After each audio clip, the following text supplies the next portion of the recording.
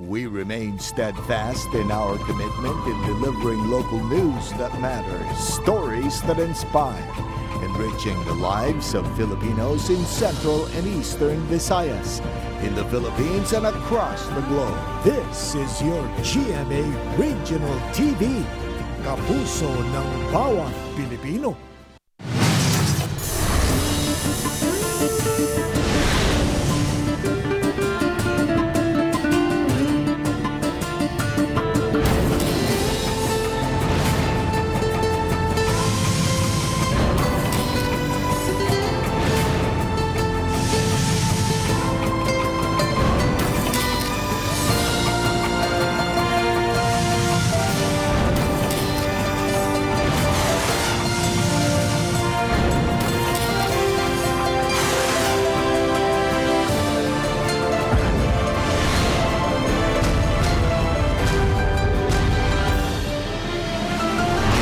GMA Regional TV, Balitang Bisdak.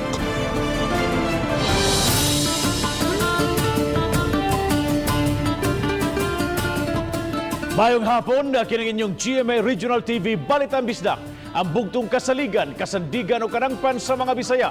Ako si Bobby Nalsaro. Nga magatod sa labing dako mga nagunang balita ang mahinungdanon sa Central o Eastern Visayas. Ako si Alan Domingo. Ako si Cecil Kibod Castro, live sa GMA Complex sa Dakbayan sa Sugbo.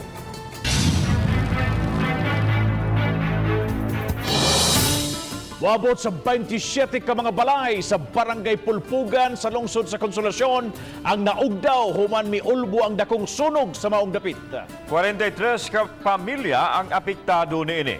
Mga nabiktima ng hinaot nga kaabagan sila sa ilang pagbangon. Ang report ni Nico Sereno. Alas 12:18 kagahapon sa udto na dawat ang alarma sa sunog sa Sitio Palma, District 4, Barangay Pulpugan. Apektado ang gasikit-sikit nga mga panimay sa dapit. Sa kadako sa kayo dali kining nakakatap ug miugdaw ug moabot 27 ka mga balay. Mao kini ang panimay sa pamilyang Tradyo kung gikatahong nagsugod ang sunog kagahapon sa udto apan kahibudngan kini alang sa Tagbay kay wa may nabilin dinhi sa ilang panimay ni adtong higayuna. Nakuno mi nga nami kanang gisaksak gani nga wala na mo maibot. Wala man ko'y gisaksak diha nga wala maibot. Basta na akong pagtuo, basta na mga bata ni Sudia sa Luyo, unya, nabaroy naglabay baron diya, kayo ba sigarilyo, unya. Naman ko ko'y negosyo, sir, nga maninda kong mga stuffed toys. Ang balay ni Noyboy ang katapusan nga gilamoy sa kayo. Hilabihan na niyang paningkamot nga dili mahurot ang iyang balay ug dili madakop sa kayo ang uban pang tapad nga mga Pinoy-anan. Kung masunog na, dili na mapugnan. Kung pag silaw, ato na dito. Pag silaw na kanang balaya na saan, hurot na natanan dito. Oh, kay tungod sa hangin nga murag nagbagyo. Balik sa uno dyan.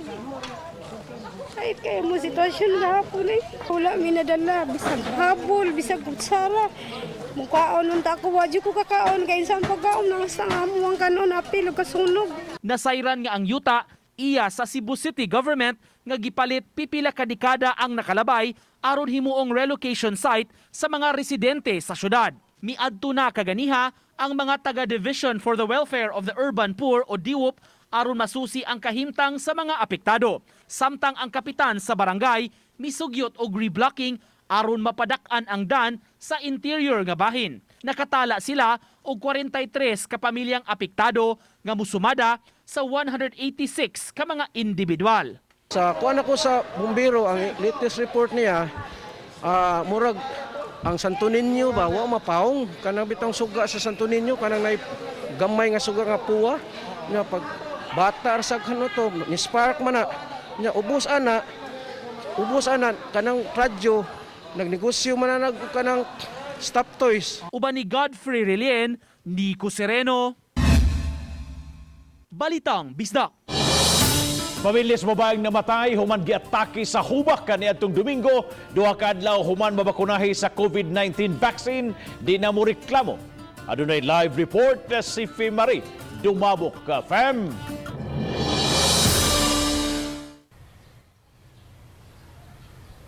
Yes, Bob, kana ang nakabot nga desisyon sa pamilya ni Sydney Rose Panimdim kay buot nila nga hingpit na kining makapahulay o nga nadawat na nila ang kamatayon niini.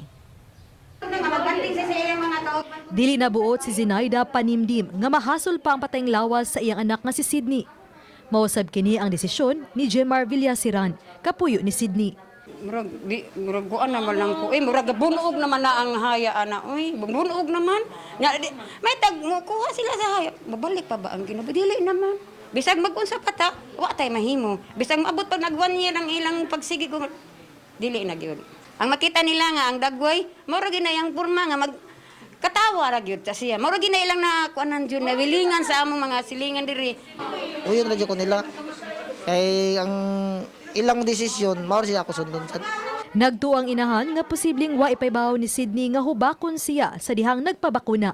Gani bisan kanila, gitago man ni Sydney ang iyang gipamati sa lawas.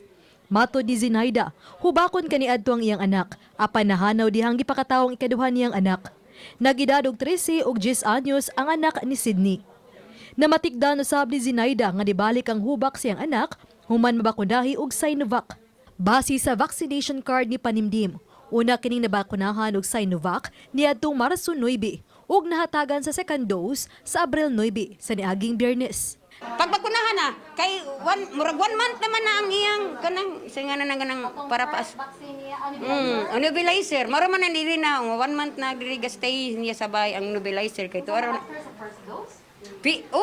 After sa first dose. Namatay si Sydney sa miaging Domingo sa gabi. Samtang nasagmuyo usab ang kabanay ni Sydney nga gipalubong dayon kini gahapon sa buntag. Wala man gani sila tugoti nga mahaya ang patayng lawas ni Sydney bisan usa lang kaadlaw. Kay matod pa, girecord siya sa Talisay City District Hospital isip suspected COVID. Basta vaccinated na, okay ra gyud siya mahaya. Wala magid ma'am bisag ihangyo na mo ma'am bisag 1 day ra gyud karon ta ilubong okay ra unta ba makita sa iyang mga anak. Dili day mahaya namo kay ang gibutang sa kan COVID suspect. Kung ano COVID suspect lagi nga, gi-inject og duha ka inject. Yawa gamit ang inject. Nga nag-COVID suspect magkapon nila. Gisuwayan sa GMA-RTV Balitang Bisdak pagkuha sa habig sa Talisay City District Hospital. Apan gingong way doktor netong higayuna. Apan gipasabot sa gwardya nga protokol kini kung patay na nga nadala sa hospital ang pasyente ning panahon sa pandemya. Samtang padayong giawhag sa Talisay City Health Office sa mga frontliners ug mga senior citizens sa dakbayan sa Talisay nga magpabakuna diya sa Lagtang Gym.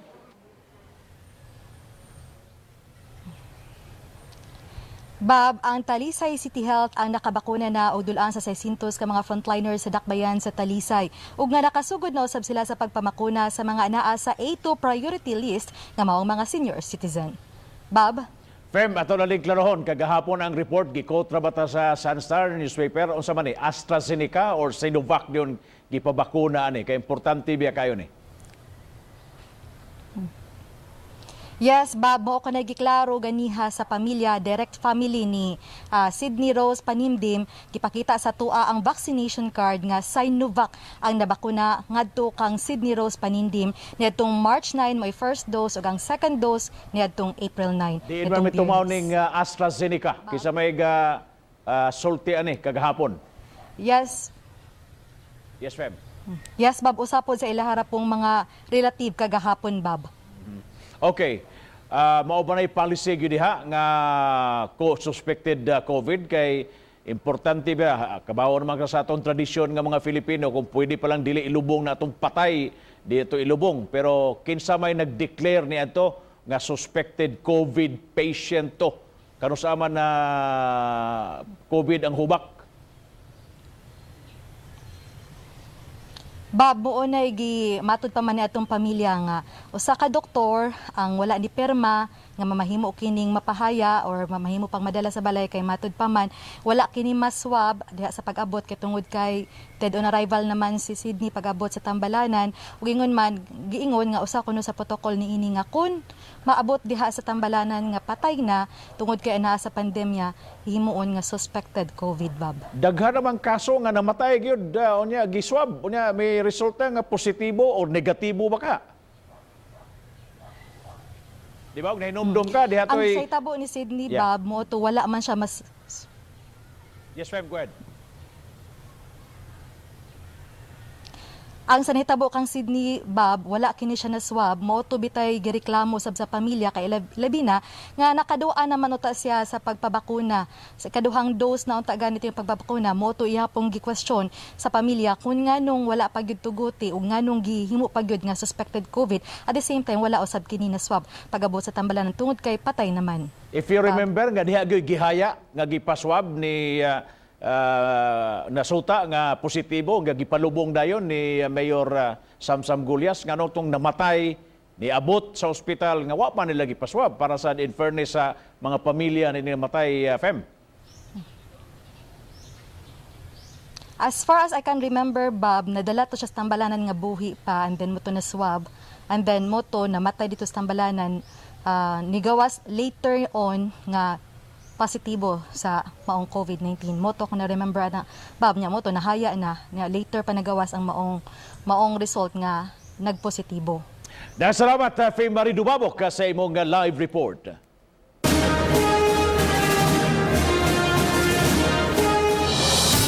Subay sa kasaulugan sa ika-500 katuig sa pagtisok sa Kristyanismo sa Subo usa ka gatos ka mga hamtong ang dungan gibunyagan sa Archdiocesan Shrine of Our Lady of the Rule. Si Luan Merondina sa report.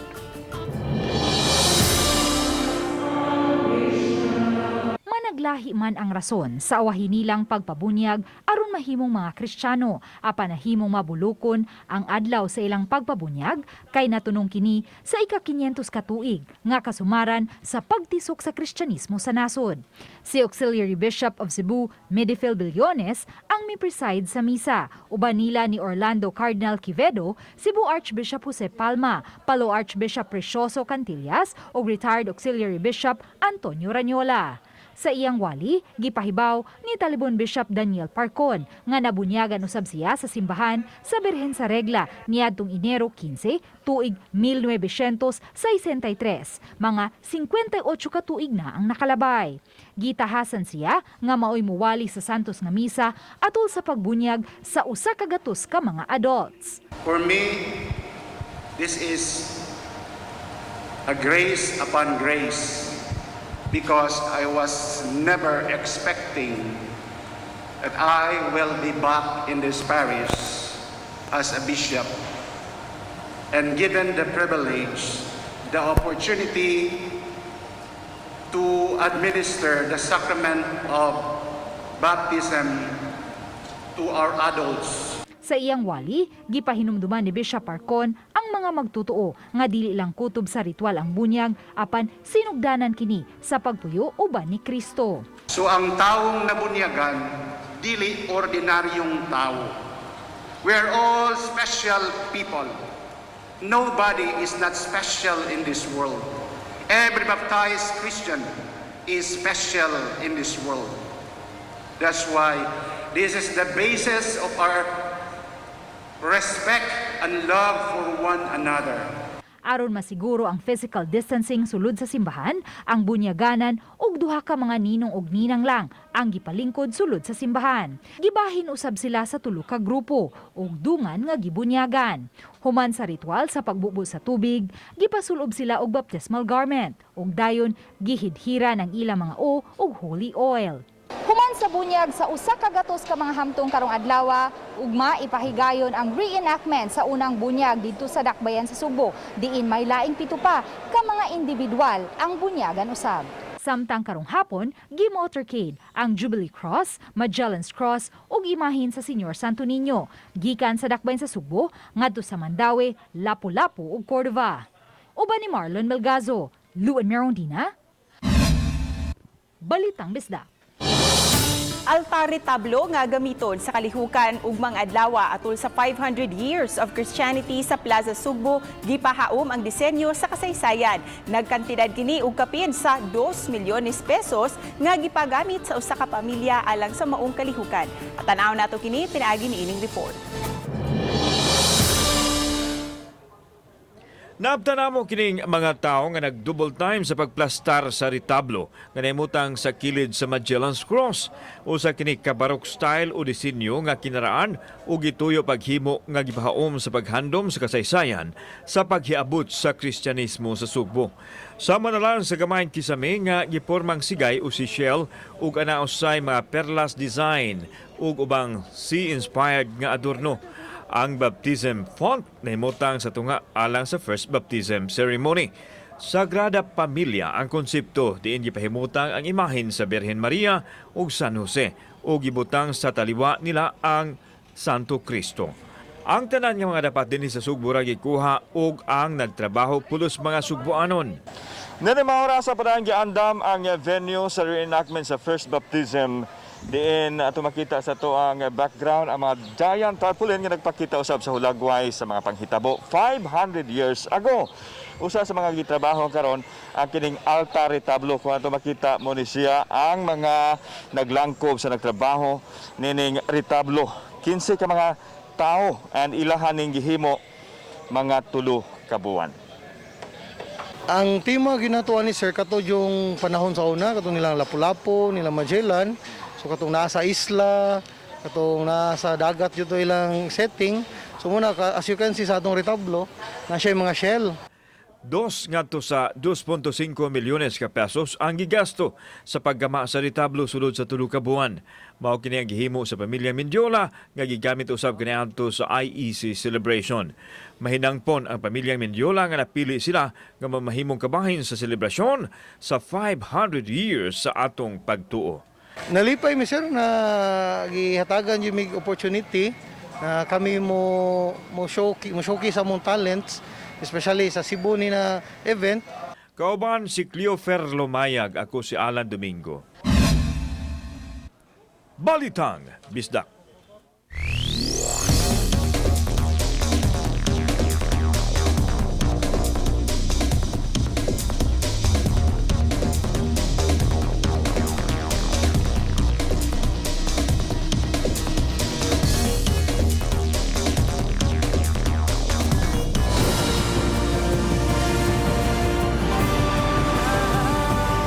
Kini ang GMA Regional TV Balitang Bisdak.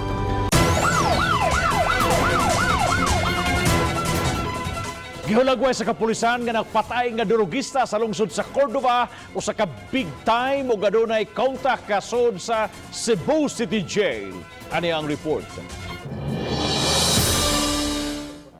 Sa paglingkod pa lang ni Police Colonel Robert Lingbawan, isip OIC sa Cebu Provincial Police Office, napuhag dayon nini ang gitumbok nga big-time drogista nga napatay sa operasyon sa lungsod sa Cordova nga si Jovin Ingalan Silong.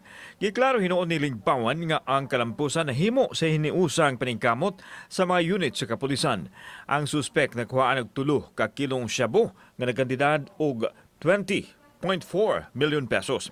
Giulagway ni Lingbawan nga dugay-dugay nang nalambigid ang suspect kinsa giisip nga high-value individual nga makadispose og 10 kilos nga shabu matag 2 ka semana. Napatay ang subject dihang misukol sa mga otoridad. Matagal namin minomonitor yan when I was still the Chief of the Regional Intelligence Division.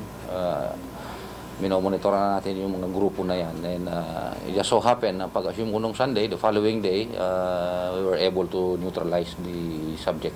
Matod ni Lingbawan nga duna pay mga kauban si Silong sa drug syndicate diin siya nahisakop. Nasairan usab nga aduna kini kontak sa jail facility sa Dakbayan sa Sugbo. Samtang ang illegal drug supply giingong gikan sa Mindanao. It's a separate group but we are still on the process of investigating or gathering more information on how this group are connected to each other. Gipadayag sa OIC sa CPPO nga pahugtan pa nila ang paggukod sa mga nalambigit sa krimen. Kini pinaagi usab sa hugot nga pakigalayon nila sa katawhan ug sa mga lokal nga kagamhanan. Gibaharan usab niya ang mga pulis nga silutan kung makahimo og kalapasan pinasubay sa lagda sa Philippine National Police. Kauban si Cleofer Lumayag, ako si Alan Domingo. Balitang Bisdak. Mitaas ang ginaganon sa mga nasakit sa COVID-19 sa Tagbilaran City sa Bohol. Human makatala og 112 ka aktibong kaso sa taho ni Mayor John Gisnel Babayap. iyang bag-ong kaso karong adlaw, 40 kagahapon. Kasagaran sa mga natakdan mga police di-entry silini na-assign sa Tagbilaran City Police Station. Ang uban ay igo sa virus naglakip sa personnel sa City Disaster Risk Reduction and Management Office, mga health workers at going persons, mga dunay influenza-like illness o ang apil sa contact tracing. Sa kinatibukan, ang Tagbilaran na dunay 355 ka mga kaso diin 241 ang nakarecover o duha ang namatay. Samtang niadtong miaging semana, duha ka mga senior citizens ang namatay gumikan sa COVID-19.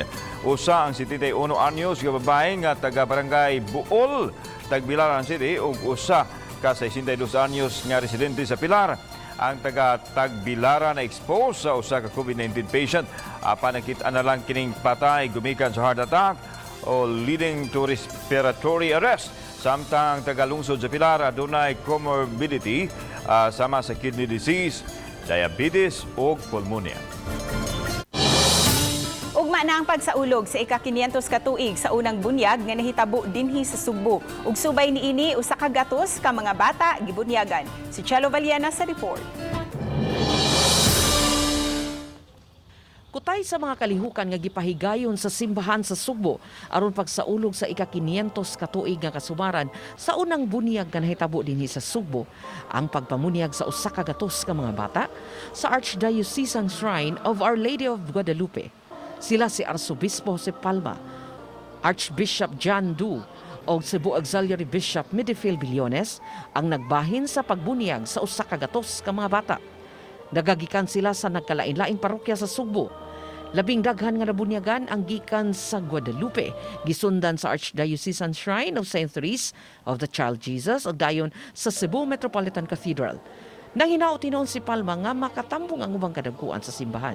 Dili naman kay wala sila ganap pero tungod lagi sa restrictions ba nga lisod and they want to show nga di man ta gusto nga as if di kita masunod, no? Samtang gipahibaw ni Sister Evangeline Pabalate, coordinator sa Archdiocese of Cebu Catechetical Ministry, nga giabaga sa tanang parokya ang gasto sa pagpabunyag sa mga bata. So the poor or sa mga vendors, sa bukid, ganun. Then it's the parishes paying some little fee for the kit that they're going to receive. Samtang namunyag usab ang St. Therese og 59 ka mga bata. Subay gihapon kini sa 500 years of Christianity sa Pilipinas. Gawas sa mga masuso, 4 anyos ug aduna usay nag-edad og kapin sa 20 anyos ang nabunyagan. Uban ni Rod Parado, Chelo Valiana, Balitang Bisdak. Saman! Pauraray. Kay ayahay kayo. Sandig ora mag di kayo kan kayo ora mag Sandig. Hayahay. Sandig. Mas ma-relax man ka. Sandig. Kay family day man. Sandig. Para di ka mapukling, sir. Saman!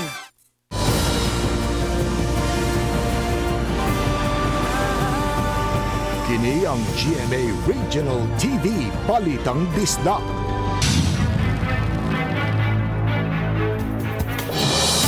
Laing insidente sa sunog sa Mandaue City, gimanamang na mokabat ngadto sa 15 milyon ka pesos ang himong danyos sa sunog hitabo sa usa ka negosyo og lumber sa barangay Kanduman.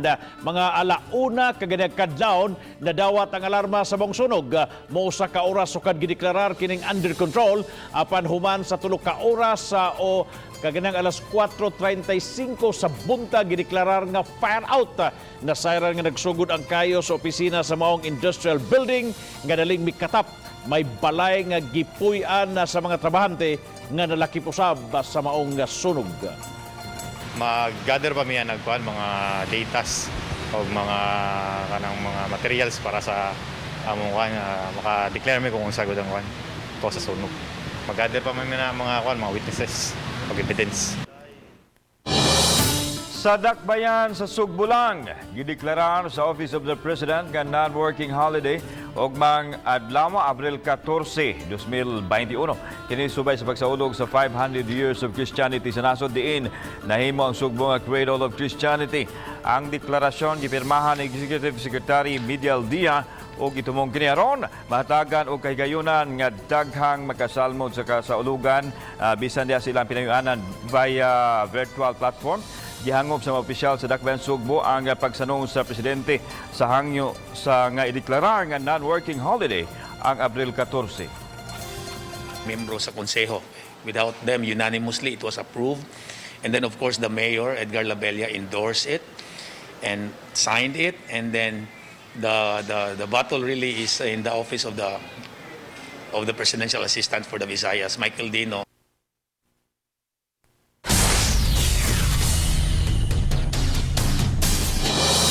Taliwa sana si nating krisis mugna sa pandemya ani ay mga tao nga maisugong nakigkumbati sa kalisod aron mabuhi ang ilang pamilya. Inay magsalig sa ayuda sa kagamhanan, sila na nikay-sikay bisan ginagmay. Sama na lang niining pungko-pungko sa sidewalk nga nganpad nga adunay mupalit ug mupalit sa iyang baligya. Kining butong vendor nga patok karong panahon sa ting-init ang iyang baligya nga butong. Makatagbaw sa kauhaw sa mamalit ug makatabang usab kaniya ug sa iyang pamilya ang iyang kita.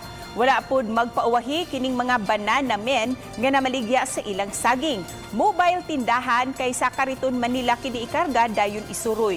Kulbahinam ang ilang panginabuhi, ilabi na kun mataymingan sila og dakop kay anaa sila sa gidili nga dapit. Sila ang mga amahan nga maisugong miatubang sa hagit sa panahon aron mabuhi ang ilang pamilya. Sila ang bayani sa ilang mga anak.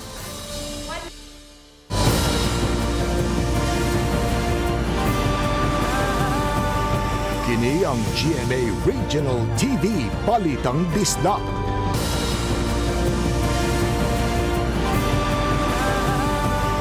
Kini ang GMA Regional TV Balitang Disda. Nahanay na ang tanan alang sa musika sakra in 500 voices nga kabahin sa pagsaulog sa ka-500 katuig nga Kristyanismo sa nasod. Si Luan Mirondina sa report.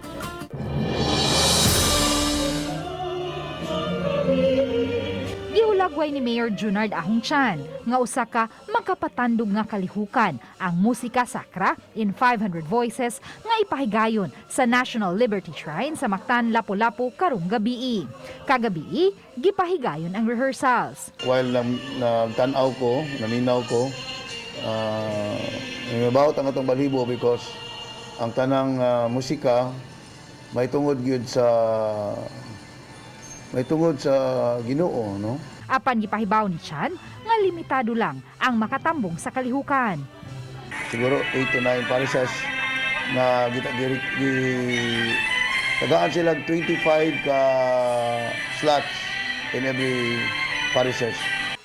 Samtang gipahibaw ni Ruby Agosto, in charge sa Liberty Shrine, nga nakumpleto na ang tanan nilang pagpangandam. Naandam na ang entablado diin ibutang ang orchestra ug ang bleachers nga moy lingkuran sa mga sakop sa choir. Kanang giandam sir para ra gina sa mga choir, mga participant kay anam sila maglingkod kay nagpanganta babuo ang uban pod dire orkestra. Uban ni Philip Patricio, Luan Mirondina, Balitang Disda. Sa lalawigan sa Siquijor, taliwa sa pandemya, nagkapahigan gahapon ang tinuig nga pagluto sa matambal sa nagkalain-laing dapit sa lalawigan. Gipahigayon ang ritual sa pagluto sa usa ka bukirang barangay sa Cantabon, lungsod sa Siquijor. Gawa sa mga mananambal sa isla, gitugutan usab ang ubang tambalan gikan sa ubang mga dapit. Nga makasalmo tinuon, may gilain nga mga nalutong tambal alang sa mga tambalan nga wa makasalmot sa pagluto aron makapadaan gihapon sa ilang tradisyonal nga pagpanambal sa lalawigan. Makaplagan ang labing dakong tanom nga maoy gihimong tambal alang sa mga sakit. Matod ni Noel Torimocha, pangu sa mga ngalap sa isla nga lahi-lahi ang sangkap nga ilang gikuha o giluto sa dakong kawa. Midugang si Torimocha nga mauna kini ang gibahin-bahin sa mga tambalan. Doon na usay gilain alang sa mga tao nga mamalit. Ini ang ating latest weather update sa karong adlaw, Tuesday, April 13, 2021. As of gahapon alas 8 sa gabi, ang atong ginamonitor na low pressure area gawas sa ato Philippine Area of Responsibility nahimo ng usa ka bagyo. And as of kagainang alas 10 sa buntag ug base sa ato latest available data, anay nahimutang sa gilayon na 1,475 kilometers silangan sa Mindanao. Naani siya dala na hangin nga 45 km per hora duol sa sentro nga naipaghunos na dili mulapas sa 55 km per hora. Galihok kini pakasadpan amihan ng kasadpan na adunay gipaspason na 20 km per hora. Panganlan ni siyang bagyong Bising sa dihang mosulod na kini sa ato Philippine Area of Responsibility pero sa pagkakaroon wala pa ni direktang epekto sa bisang asang bahin sa atong nasod. Ug posible kini na magsulod sa ato Philippine Area of Responsibility in between sa Biyernes o Sabado. Padayon lang gihapon tang mag-monitor sa mga latest developments ni ining bagyo. Samtang ang easterlies o ang hangin na nagagikan sa silangan mao'y nagaapekto karon sa tibuok nasod. Maong Visayas, Occidental Mindoro ug Palawan, lakip na ang Kalayaan Islands, makasinati og panagsang mapanganuron ngadto sa mga matag-umon nga mga kalangitan na adunay lang gihapon mga kahigayunan sa mga lumalabay og kalit lang na mga pagpanag-om, pag-ulan, pagpanugdog og kilat tungod ni ining easterlies og mga localized thunderstorms. Ug mao ni ang atong latest weather update sa karong adlaw. Para sa mga dugang nga impormasyon, bisitaha lang atong official website gikan diri sa buhatan sa Mactan sa Pag-asa Visayas DOST. Kini si First Rubin, maayong adlaw ug daghan salamat.